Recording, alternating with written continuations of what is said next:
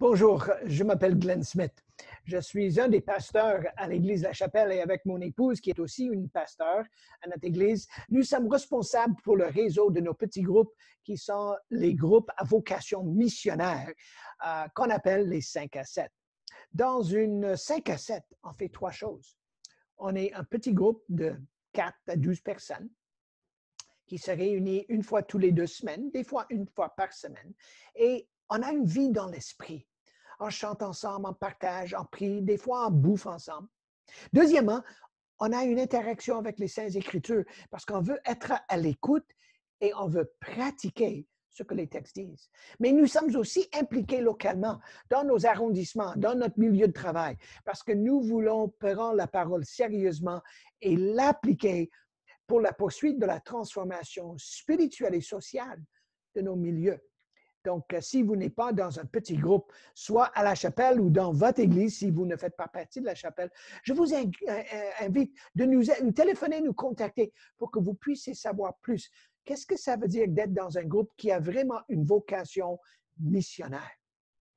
Je dis ça aussi ce soir parce que pour notre 15e épisode, nous sommes dans le pivot, la charnière, si vous voulez, entre le deuxième récit, ce qu'on a vu la dernière fois en Matthieu 8 et 9 et les miracles, et maintenant le deuxième discours qui est véritablement un discours missionnaire.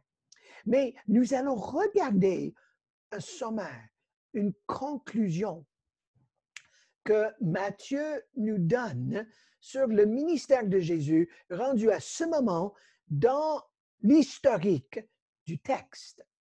Et ce soir, nous allons regarder ce sommaire, mais en même temps, nous allons préciser une expression que nous avons vue à maintes reprises, même depuis la rencontre de Jésus avec Jean-Baptiste, quand il a parlé de la justice pour la première fois. Et la petite expression, c'est le règne des cieux. Donc, nous avons deux objectifs ce soir. Mais pour nous mettre un peu dans le contexte, lisons ensemble. Donc, je vous invite de prendre vos téléphones, vos tablettes, peut-être la Bible imprimée, et tournez à chapitre 9 et regardez le paragraphe qui commence au verset 35 et qui continue jusqu'au chapitre 10 et le verset 1er. Je vais le lire pour vous. Jésus, en parcourant toutes les villes et tous les villages, en donnant un enseignement dans leur synagogue, en proclamant la bonne nouvelle du règne de Dieu et en guérissant toute maladie et toute infirmité, en voyant les foules, et maintenant le verbe principal, finalement, il fut pris de pitié pour elles, car les gens étaient inquiets et abattus comme des brebis sans berger. Alors il a dit à ses disciples, la moisson est abondante, mais les ouvriers sont peu nombreux. Demandez donc au Seigneur que à qui la moisson appartient, qu'il envoie les ouvriers et les ouvrières pour rentrer la moisson. Jésus appela les 12 disciples et leur donna l'autorité de chasser les esprits et de guérir toute maladie et toute infirmité. Et ensuite, verset 2. Voici le nom des 12 disciples. Voici la deuxième fois où Matthieu prend un petit pause entre les récits et les discours pour boucler le boucle, si vous voulez, là où il est rendu dans le texte. Et dans ce passage, il y a 4 participes importants qui nous amènent au verbe principal. Et j'ai traduit ces participes pour vous aider de suivre le texte. En parcourant, en enseignant, en proclamant et en guérissant. Et que fait un participe dans un texte? Il décrit l'action principale. Et quelle était l'action principale? Le texte dit, il a eu compassion, il a eu pitié sur les foules parce qu'ils étaient, et maintenant, une image classiquement Antioche, parce qu'ils étaient comme des brebis qui étaient perdues, sans berger, inquiètes, abattues, perdues. Et Jésus ensuite a fait la comparaison sur le moisson. Une autre métaphore très appropriée pour Antioche et ses environs. Donc ce soir, on va décortiquer le texte pour cette raison. Si nous voulons suivre le Maître dans nos ministères, dans notre service, dans nos églises, il me semble que ces 4 participes soulignent 4 ministères, 4 services incontournables pour n'importe quel petit groupe, pour n'importe quelle communauté, pour n'importe quelle église, malgré son nombre. Une bonne église, un bon groupe, un bon 5 à 7 va suivre le Maître dans ce qu'il fait. Et Jésus nous trace le chemin. Mais la deuxième chose que nous allons faire, et je vais faire ça en tout premier lieu, c'est de prendre cette petite expression qui est dans ce texte, mais on l'a déjà vu auparavant dans l'Évangile, le règne de Dieu. Ou si vous voulez en Matthieu, le royaume des cieux. Et le texte dit que c'est ça que Jésus proclamait à haute voix. Le mot ici dans le texte, c'est le mot grec basilia. Et le mot basilia est traduit par le mot royaume ou règne. Moi, je préfère le mot règne. Mais c'est un mot qui est un peu compliqué pour nous. Voici la raison. Si vous regardez mon passeport, vous allez voir que j'ai des visas pour entrer dans le royaume du Cambodge. Pendant 6 ans, ma deuxième fille, avec son mari et mes 2 petites filles, habitaient le Cambodge. Et chaque fois que je suis allé au Cambodge, j'avais besoin d'un visa pour y entrer. Mais ce qui est intéressant, c'est que le Cambodge se définit comme un royaume. 2 fois par année, pendant 8 ans, je faisais la navette entre Montréal et Londres dans le Royaume-Uni. Pour vous qui n'êtes jamais allé en Afrique, vous savez qu'il y a le royaume du Swaziland. Et le problème que nous avons, c'est que lorsque nous voyons ce mot royaume, on pense à un territoire politique, une nation, un État-nation politique. Mais le mot basilia n'a rien à voir avec une nation, une politique. Même le mot veut dire une puissance royale, une autorité. Si vous voulez, une dominion. Et moi, j'aimerais vous proposer que le basilia théos, le basilia de Dieu, le dominion, la puissance royale de Dieu, est vraiment une sommation, l'essentiel, la substance, le cœur, la clé d'interprétation de la venue, la vie, le ministère et même la mort, la résurrection et l'ascension de Jésus. Et c'est cette dominion, cette autorité royale dans laquelle Jésus nous invite, vous et moi, de poursuivre cette autorité même aujourd'hui. Pour nous aider de comprendre de quoi s'agit-elle, cette autorité, de quoi s'agit-il, ce règne, ce royaume, j'aimerais soulever 3 questions. La première question, c'est qu'est-ce que c'est? La deuxième question, c'est où? Et la troisième question, c'est quand? Maintenant, n'oubliez pas, pour nous aider, nous utilisons dans notre série Suivre Jésus selon Matthieu, le fascicule qui s'intitule Suivre Jésus, Dieu nous invite dans une formation de disciples qui transforme. Et si vous avez votre copie, je vous invite de tourner ce soir à l'appendice 4 quand je réponds à la question, qu'est-ce que c'est le royaume de Dieu? OK. Commençons avec la première question. Qu'est-ce que c'est? Ben, comme j'ai dit, le royaume, le règne, est une autorité. C'est une dominion. C'est une puissance royale. Et quand Jésus utilisait le mot, l'expression, et n'oubliez pas, dans les évangiles synoptiques, Matthieu, Marc et Luc, l'expression est utilisée 123 fois. Marc et Luc, c'est le royaume de Dieu.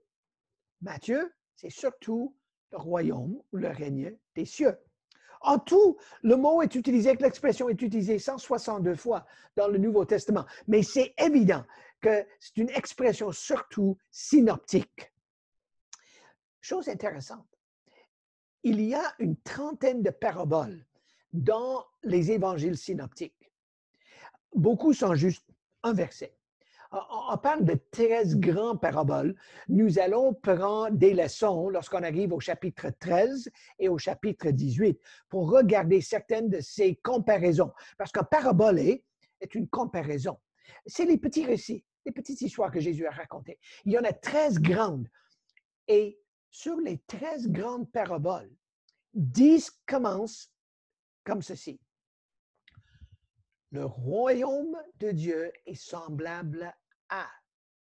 Et Jésus voulait raconter de quoi s'agit-il son règne, pas avec une définition dictionnaire ou encyclopédique, non, mais par une petite histoire. Et lorsqu'on décortique, on arrive à la conclusion que oui, le règne de Dieu est véritablement une question de la puissance royale, l'autorité royale, le dominion de Dieu dans nos vies. OK. Deuxième question. C'est quand le royaume? Et maintenant, les choses se compliquent parce que 2/3 des fois, les textes nous disent que le royaume de Dieu, le règne de Dieu, le règne des cieux, est maintenant. 2/3 des cas. Par exemple, lorsqu'on arrive à Matthieu 12, ses adversaires, surtout les autorités religieuses, accusaient Jésus d'être démonisé. Et Jésus a dit, si je chasse les esprits, Luc dit, par le doigt de Dieu, le royaume de Dieu est parmi vous. Et tout de suite, il faut poser la question, est-ce que Jésus a jamais dédémonisé les gens? Et la réponse est évidente, oui. Donc ça veut dire, le règne de Dieu est présent. Mais, comme on a déjà vu lorsqu'on a fait chapitre 6, on a vu le Notre Père. Et le texte dans le Notre Père, c'est que ton règne vient. Donc, c'est dans l'avenir. Donc, 1/3 des fois, c'est dans l'avenir. 2/3 des fois, c'est dans le présent. Et il est pour cette raison que, il faut dire que le royaume de Dieu est maintenant présent dans la vie, le ministère, le service, la mort, la résurrection et l'ascension de Jésus. On est aujourd'hui dans son règne. Il est arrivé, mais il n'est pas tout à fait achevé. Donc, lorsqu'on pose la question, c'est quand le royaume, on dit maintenant, mais pas encore. On vit entre deux époques. Et ça nous amène à la troisième question. C'est où le royaume? Et pour cette raison, j'aime donner cette définition à ceux et celles qui veulent vraiment étudier le royaume de Dieu et qui veulent étudier Matthieu. Parce que voici ma définition, et il se trouve dans le fascicule. Des quelques 120 références au règne de Dieu dans les discours de Jésus, nous apprenons que c'est la domination, l'autorité royale de Dieu. Cependant, comme j'ai dit, il est important de souligner qu'aucune restriction géographique n'est liée à la notion, car nous associons souvent un royaume avec un domaine politique comme le royaume du Cambodge, le Royaume-Uni, du Grande-Bretagne, d'Irlande. Nous pouvons donc dire que le règne de Dieu, c'est le plan rédempteur royal du Créateur, qui a été inauguré dans la vie et la mission de Jésus pour détruire ses ennemis, libérer l'humanité et finalement établir son règne dans toutes les sphères du cosmos. OK, voici le où. La vie individuelle du disciple, l'Église, la société, le monde des esprits, l'ordre écologique. Il est maintenant présent, mais pas tout à fait achevé. Et voici le message que Jésus a partagé. Et voici le message qu'il nous invite à partager. On n'ose jamais offrir aux gens et au monde rien de moins que l'autorité absolue de Jésus.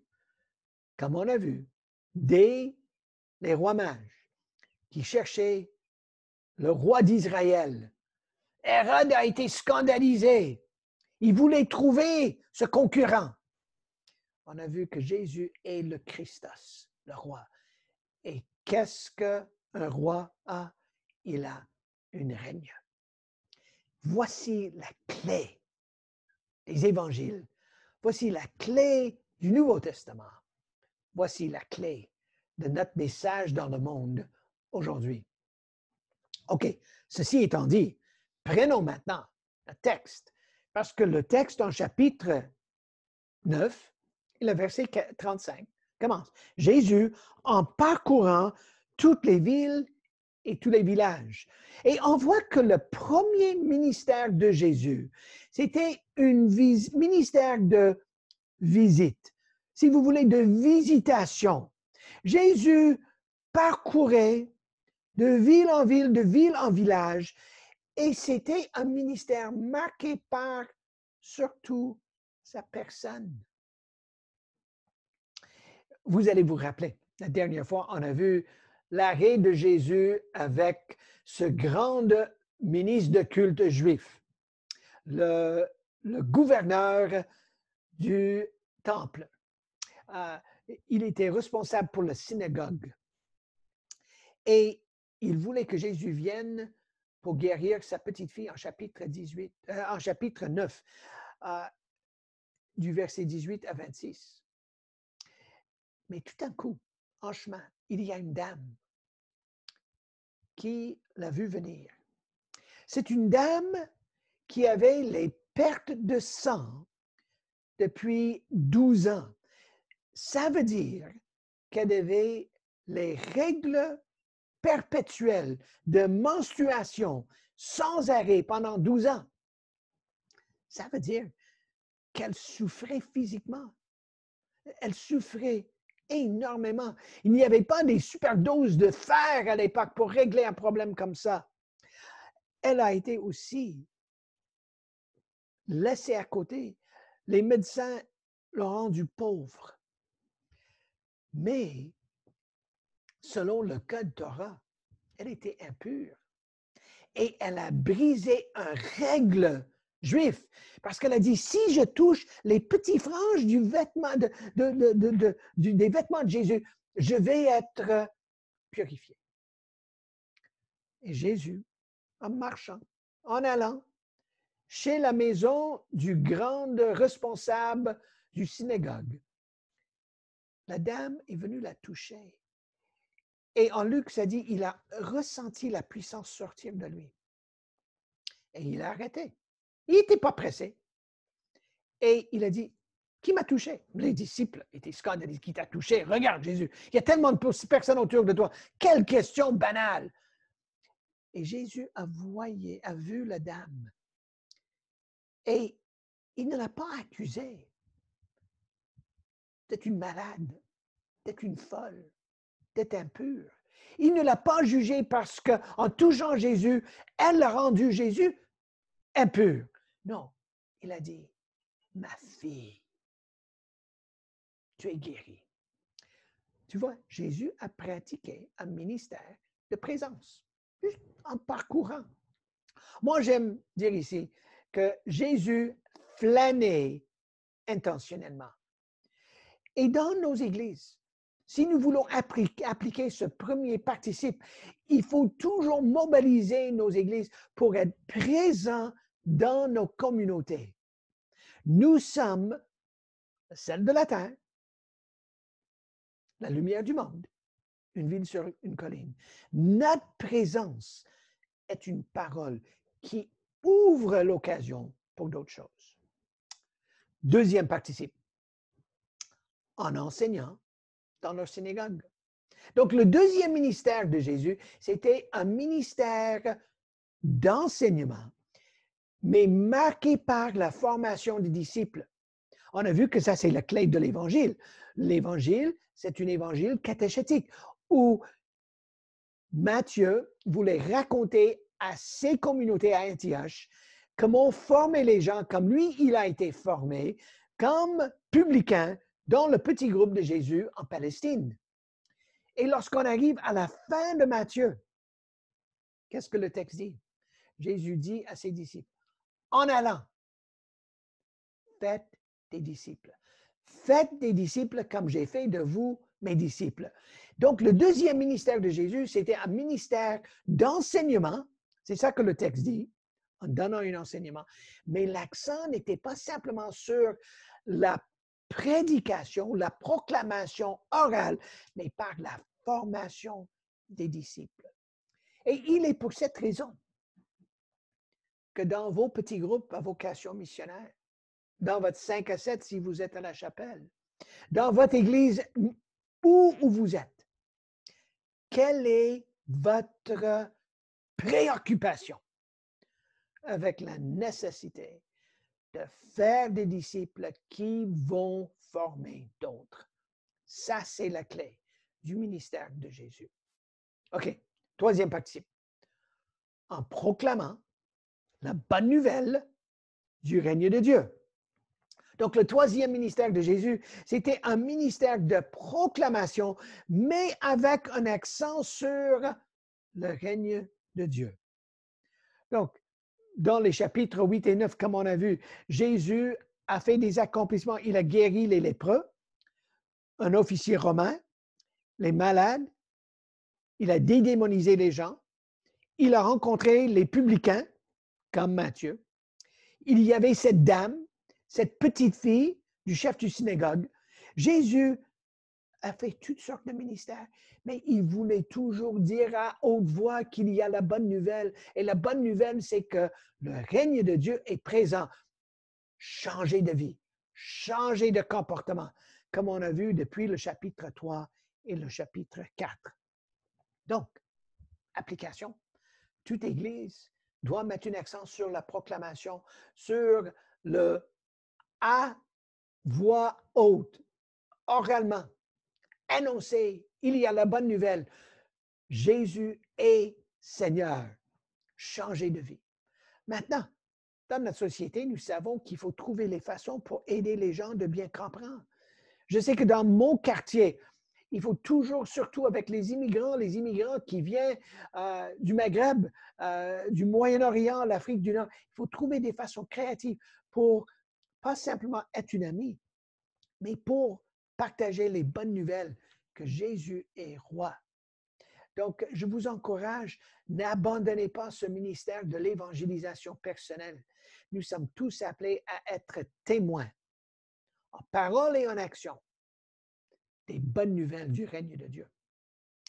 Et le quatrième, le texte le dit, en guérissant toute infirmité et toute maladie. Donc, le quatrième, c'est un ministère de guérison marqué par le soin pastoral.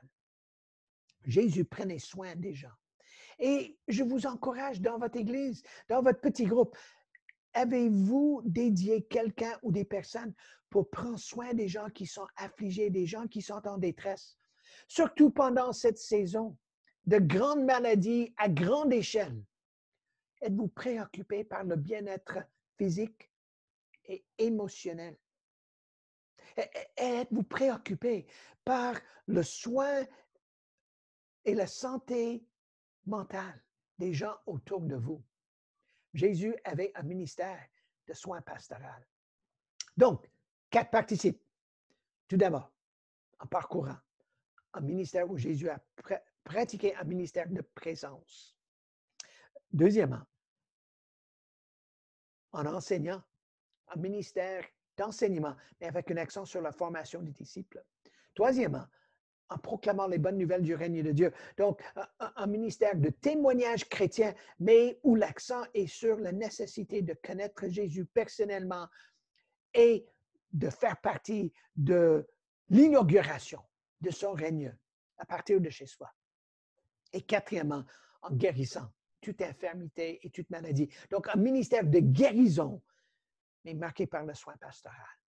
Et moi, j'aimerais vous dire que présence, formation de disciples, témoignage chrétien, soins pastoral sont 4 ministères incontournables de n'importe quel petit groupe et de n'importe quelle église. Donc, ce qui manque, c'est qu'il faut que ces communautés viennent ensemble pour adorer. Et ça, on va le rencontrer un peu plus tard dans le texte. Mais on voit ici 4 choses incontournables pour l'Église. Donc, on arrive à la fin du deuxième récit. On est maintenant prêt pour le deuxième discours qui est le chapitre 10. Mais avant, permettez-moi de prier pour vous. Et je vous encourage. Quel est le ministère de service auquel Dieu vous a appelé personnellement? Mais en même temps, dans votre église, dans votre communauté, quelle est la vocation de votre groupe autour de ces 4 participes? Mais n'oubliez pas, le plus important, c'est que maintenant, nous avons une idée claire de la clé d'herméneutique, la clé d'interprétation de tout ce que Jésus voulait enseigner. Et ça, c'était qu'il est venu pour annoncer la puissance royale de Dieu. Quand Mère Personne est arrivée, il est maintenant en marche. Pas tout à fait achevé, mais il est en marche. Et on vit entre le maintenant et le pas encore. Permettez-moi de prier pour vous. Oh Seigneur, nous adressons nos paroles à toi parce que tu es roi. Et nous voulons faire partie de ton règne activement, tout en admettant que lorsque nous avons décidé de te suivre, tu nous as invités dans ta dominion. Et nous prions ces choses dans ton saint nom. Amen.